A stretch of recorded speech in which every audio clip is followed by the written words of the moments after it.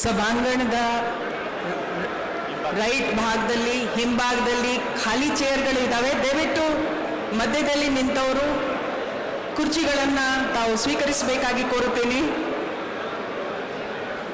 Back ಸೈಡಲ್ಲಿ 30 chairs ಇದೆ, ಈ ಸೈಡಲ್ಲಿ 100 ಚೇರ್ಸ್ ಇದೆ. ದಯವಿಟ್ಟು ಆ ಕಡೆ ಶಿಫ್ಟ್ ಆಗಬೇಕು ಅಂತ ಕೇಳ್ಕೊಳ್ತಾ ಇದ್ದೀನಿ.